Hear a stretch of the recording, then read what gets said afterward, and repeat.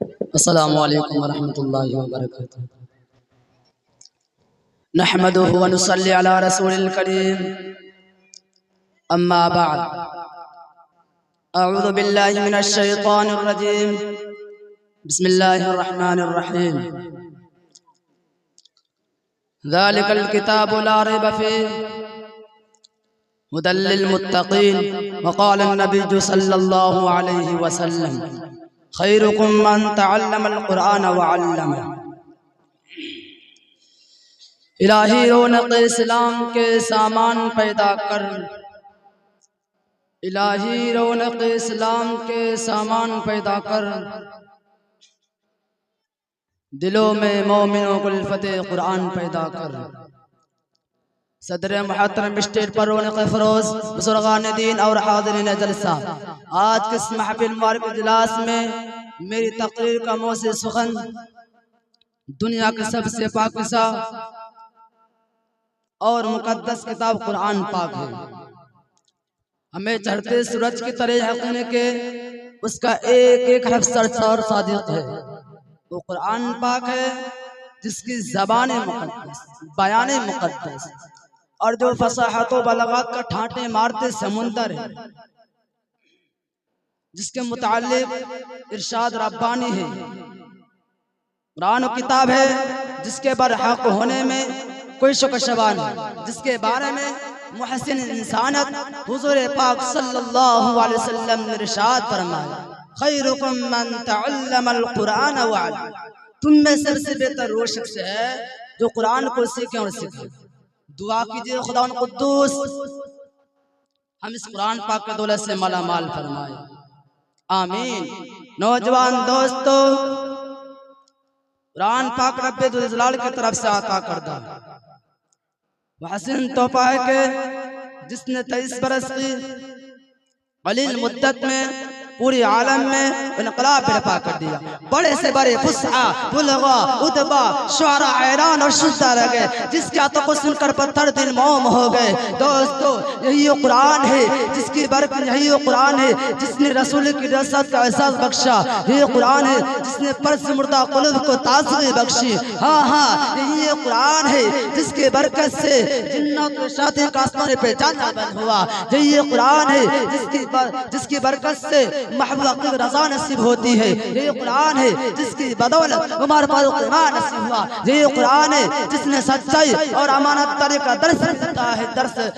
درس دیتا ہے۔ یہ قرآن ہے جس کا عفت کا وعدہ خود خالق کائنات فرماتے ہیں۔ اللہ کہتا ہے انا نحن نزلنا الذکر وانا له لحافظون۔ اللہ کہتا ہے یہ قرآن ہے جس نے اس قرآن کو ہم نے اتارا اور ہم نے اس کا ذمہ لے ہے۔ یہ قرآن ہے جس کی برکت سے مجھے جوان بار پیدا ہوتے ہیں۔ حضرات، آج اس نازک دور میں اسلام پاک کو فضول سمجھا جاتا ہے، اس کے الفاظ رٹنے کو احمق بتلا جاتا ہے۔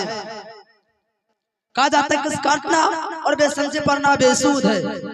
افسوس دا افسوس اس قرآن پاک کے بارے میں ہمارے خیال، جس کے بارے میں شہنشاہ بطحا تاجدار مدینہ محمد مصطفیٰ صلی اللہ علیہ وسلم نے ارشاد فرمایا، اقرا ورتل کما كنت ترتل في الدنيا فإن منزلك عند آخر آية تقرأها۔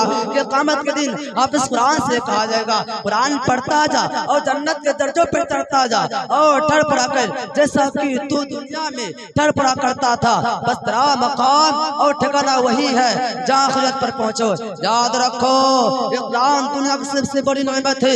یہ زمین، آسمان، چاند، سورج، ستارے کوئی اس نعمت کا مقابلہ نہیں کر سکتے، کیوں نہ کہ جبکہ اس کے اتارنے والا بھی امین، جس کے دریا اتارا گیا وہ بھی امین، جس مقام پہ نازل ہوا وہ بھی امین، جس مہینے میں نازل ہوا وہ تمام مہینے سے افضل، اور جس رات میں نازل ہوا ہزاروں مہینوں سے افضل۔ حدیث پاک میں آتا ہے فضل کلام اللہ علی سائر الکلام کا فضل اللہ علی خلقہ، کہ اللہ کے کلاموں سب کلاموں پر ایسی فضیلت ہے جیسے خود حق تعالی شانوں کا مخلوق پر اللہ کا دلارا خدا کا پیارا نبی ارشاد فرماتا ہے کہ جس نے قرآن پڑھا اس پر عمل کیا اس کے والدین کو کل قیامت کے دن سورج سے بھی زیادہ روشن تاج بنایا جائے۔ غور کرنے کا مقام ہے جبکہ والدین کو اس نام قدر سے نام سے نوازا جائے تو خود پڑھنے والے کا مرتبہ اور کیا مقام ہوگا. حضرات قیامت کا میدان ہوگا، ایسے 10 آدمی جن کے لیے جہنم واجب ہو چکی ہوگی، حافظ قرآن اپنے رب کے بارگاہ میں سفارش کرے گا اور پروردگار عالم ان کی سفارش قبول کرے گا اور حافظ قرآن کے برکت سے نجات عطا ہوگی. مسلمانوں، قرآن کریم برکت اور سعادت ہے، جو رہ خداوندی ہے، معدن حیات، سرشش میں زندگی ہے.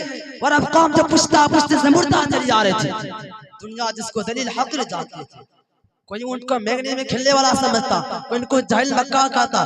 لیکن جب قرآن آیا تو جن کا نام دولب تھا صحابہ کرام ہو گیا، جن کو نفرت سے یاد کیا جاتا تھا اس کو رضی اللہ عنہ رسول کا اعزاز ملا. جس زمانہ کا نام جہلیت تھا اس کا نام خیل القرون ہو گیا. وہ مردہ قوم جو کروٹ لے سکتی تھی طاقت و قوت سے، اسی لیے سوگی جس نے قصر قرصہ کو گرو خاک ملا دیا، بڑی بڑی سلطنتوں اور حکومتوں کا تختہ الٹ دیا. محترم بزرگ اور دوستو، قرآن آیا تو زمان مکان میں زندگی آئی، قرآن آیا تو نماز کا پیغام آیا، قرآن آیا تو بدر اسلام پھیلا، قرآن آیا تو مردہ قوم زندہ ہوئی، قرآن آیا تو باطل کرتے جھنڈے ٹوٹ پڑے، قرآن آیا تو انسان کے پجاری خدا کا پرستار بنے، قرآن آیا تو توحید میں ایمان ملا. ہاں ہاں مجھ کو کہنے دیجئے کہ قرآن آیا تو توحید ملا، ایمان ملا، قرآن آیا تو روشنی آئی، قرآن آیا تو دوستو سب کچھ ملا. اور افسوس تھا افسوس، ہم نے اس کی پاکستہ تعلیمات کو بھلا دیا ہے. نتیجہ یہ ہوا کہ یہ عوارب قوم ایک آواز پر افریقہ کے رہنے میں خون خرندوں نے میدان خالی کر دیا تھا. آج ایک چوٹی بھی ماننے کے لیے حکم تیار نہیں ہے. جب قرآن پر اللہ کہتا ہے وَإِذَا قُرِئَ الْقُرْآنُ، کہ جب قرآن پر آ جائے فَاسْتَمِعُوا لَهُ وَأَنصِتُوا، غور سے سنو، لَعَلَّكُمْ تُرْحَمُونَ، تاکہ تم پر رحمت برسا جائے. اللہ نے اس قرآن کو، اللہ کہتا ہے اِنَّا نَحْنُ نَزَّلْنَا الذِّكْرَ وَإِنَّا لَهُ لَحَافِظُونَ، ہم نے اس قرآن پاک اتارا ہے اور ہم نے اس کا ذمہ لیے. خدا نخواستہ آج ہم اپنے بچوں کو 2 پیسے کے لالچ میں دین سے دور رکھا اور دنیا کی تعلیم دینا شروع کر دیا. سدا تم رہو گے عبادت کرو گے، سدا تم رہو گے، یہ دنیا کسی کی ہوئی ہے نہ ہوگی. خدا نخواستہ آج اپنے بچوں کو 2 پیسے کے لالچ میں دین سے دور رکھا. یاد رکھو خدایا جواب دینا ہوگا، اور جو بات کہی گئی ہے اور جو بات کہا جائے گا انشاءاللہ اس پر عمل کرنے کی توفیق عطا فرمائے. وآخر دعوانا الحمدللہ رب العالمین. ماشاءاللہ ماشاءاللہ، قرآن بہت ہی لذیذ طور پر آپ حضرات کے سامنے اپنے معافی ضمیر کو ادا کیا. اس کے بعد